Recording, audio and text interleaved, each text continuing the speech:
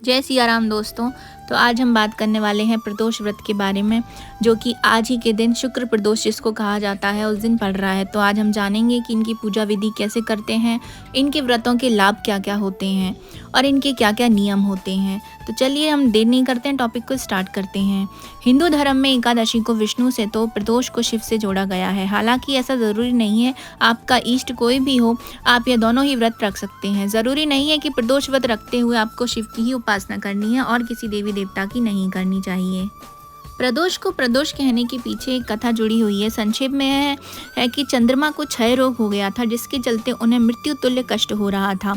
भगवान शिव ने उस दोष का निवारण कर उन्हें त्रयोदशी के दिन पुनः जीवन प्रदान किया था। अतः इसलिए इस दिन को प्रदोष कहा जाने लगा।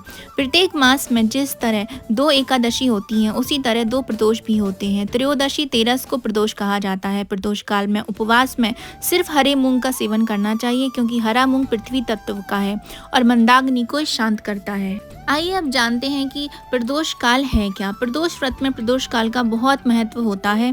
प्रदोष वाले दिन प्रदोष काल में ही भगवान शिव की पूजा संपन्न होना आवश्यक भी रहता है। शास्त्र अनुसार प्रदोष काल सूर्यास्त से 2 घड़ी यानी कि 48 मिनट तक रहता है। कुछ विद्वान मतांतर से इसे सूर्यास्त से 2 घड़ी पूर्व व सूर्यास्त से 2 घड़ी पश्चात भी मान्यता देते हैं, किंतु प्रमाणिक शास्त्र व वेद जो व्रतादि ग्रंथ हैं उनमें ये लिखा हुआ है कि प्रदोष काल सूर्यास्त से 2 घड़ी यानी कि 48 मिनट तक ही माना गया है। चलिए अब मैं आपको बताती हूँ कि प्रदोष व्रत को आपको किस तरीके से करना चाहिए। प्रदोष व्रत प्रत्येक महीने की त्रयोदशी तिथि को होता है। सभी पंचांगों में प्रदोष व्रत की तिथि का विशेष उल्लेख दिया भी गया होता है। दिन के अनुसार प्रदोष व्रत के महत्व में भी और अधिक वृद्धि हो जाती है। जैसे सोमवार के दिन होने वाला प्रदोष व्रत सोम प्रदोष, मंगलवार के दिन होने वाला जो प्रदोष व्रत होता है वो भौम प्रदोष के नाम से जाना जाता है। इन दिनों में आने वाला प्रदोष विशेष फलदायी भी होता है। प्रदोष वाले दिन प्रातः स्नान करने के पश्चात भगवान शिव का षडोपचार से पूजन करना चाहिए। दिन में केवल फलाहार ग्रहण कर प्रदोष काल में भगवान शिव का अभिषेक पूजन कर आप व्रत का पालन कर सकते हैं।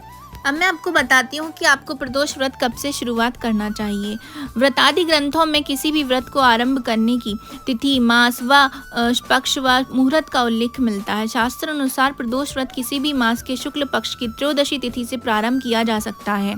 श्रावण व कार्तिक मास प्रदोष व्रत को प्रारंभ करने के लिए सबसे अधिक श्रेष्ठ माने जाते हैं। प्रदोष व्रत का प्रारंभ विधिवत पूजन अर्चन व एवं संकल्प लेकर के करना शेष कर रहता है। चलिए अब जानते हैं कि प्रदोष व्रत की जो है पूजा विधि किस प्रकार है। शुक्र प्रदोष के दिन सुबह उठकर आपको स्नान कर लेना है। इसके बाद भगवान भोलेनाथ के सामने दीपक प्रज्वलित कर प्रदोष व्रत का संकल्प लें।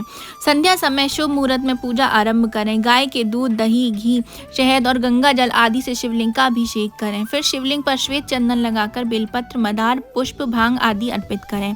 फिर विधि पूर्वक पूजन करें और आरती उतारें। अब मैं आपको बताती हूँ कि प्रदोष व्रत का महत्व क्या होता है। प्रदोष व्रत वाले दिन शाम के समय यानी प्रदोष काल में शिव जी की पूजा की जाती है। इस दौरान की गई सभी प्रकार की जो प्रार्थनाएं होती हैं और पूजा सफल मानी जाती हैं। शुक्र प्रदोष व्रत को शास्त्रों में शुभ फलदायी माना गया है। इस व्रत को करने से रोग, ग्रह दोष, कष्ट, पाप आदि से मुक्ति मिलती है। साथ ही निसंतान लोगों को संतान की प्राप्ति भी होती है। अब मैं आपको बताती हूँ कि अलग अलग पड़ने वाले जो दिन होते हैं उन पे प्रदोष व्रतों को रखने की क्या महत्वता रहती है। तो जब रविवार को जो दिन आता है उसको हम रविवार प्रदोष कहते हैं, यानी कि प्रदोष रविवार भी कहा जाता है। इस दिन को उसे भानु प्रदोष या रवि प्रदोष के नाम से भी जाना जाता है। इस दिन नियम पूर्वक व्रत रखने से जीवन में सुख, शांति और लंबी आयु प्राप्त होती है।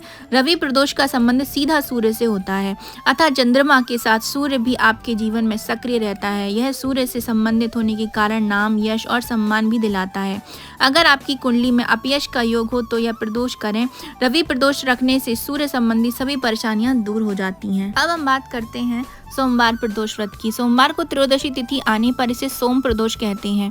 यह व्रत रखने से इच्छा अनुसार फल की प्राप्ति होती है। जिसका चंद्र खराब होता है या खराब असर दे रहा हो तो उनको यह प्रदोष व्रत जो है ज़रूर से करना चाहिए, जिससे जीवन में शांति बनी रहेगी। अक्सर लोग संतान की प्राप्ति के लिए भी यह व्रत रखते हैं।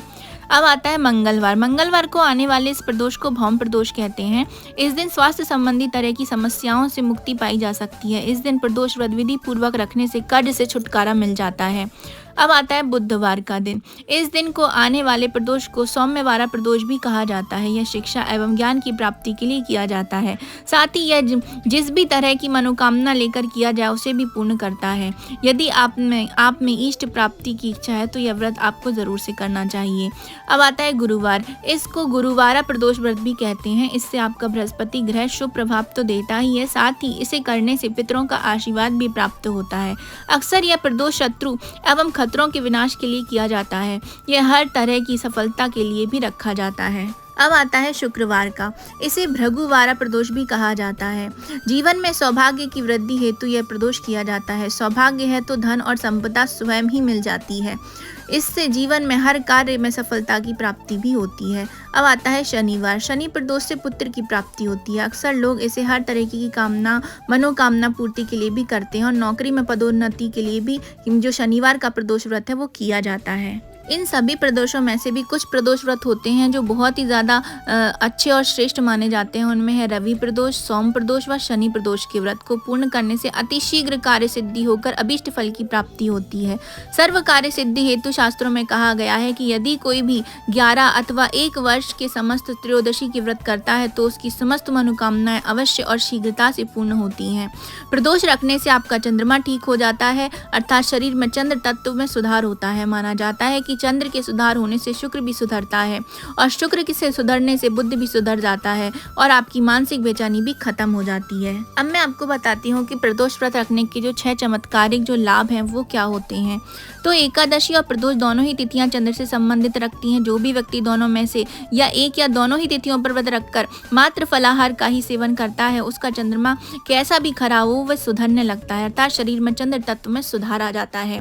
चंद्रमा की स्थिति के कारण व्यक्ति की मानसिक और शारीरिक स्थिति खराब या अच्छी होती है। चंद्रमा की स्थिति का प्रत्येक व्यक्ति पर असर पड़ता ही पड़ता है। ऐसी दशा में एकादशी या प्रदोष का ठीक से व्रत रखने पर, सही तरीके से व्रत रखने पर आप चंद्रमा के खराब प्रभाव को, नकारात्मक प्रभाव को भी रोक सकते हैं। दूसरा, माना जाता है कि चंद्र के सुधार होने से शुक्र भी सुधरता है और शुक्र के सुधरने से बुध भी सुधर जाता है। इस तरह 3 ग्रह शुभ फल देने लगते हैं। चंद्र से धन समृद्धि बढ़ती है, शुक्र से स्त्री सुख और ऐश्वर्य बढ़ता है तो बुध से नौकरी एवं व्यापार में लाभ मिलता है। तीसरा, दोनों ही व्रतों का संबंध चंद्र के सुधारने और भाग्य को जागृत करने से है, अतः किसी भी देव का पूजन करें। वैसे प्रदोष व्रत के दौरान भगवान शिव की पूजा की जाती है। इस व्रत को अच्छे से रखने से भाग्य भी जागृत होता है। चौथा, चंद्रमा ही नहीं, यहाँ तक कि इन व्रतों से बाकी ग्रहों के असर को भी आप बहुत हद तक कम कर सकते हो। शुक्र और बुध में सुधार तो होगी ही, साथ ही गुरु, मंगल और सूर्य भी आपको अच्छा प्रभाव देने लग जाते हैं।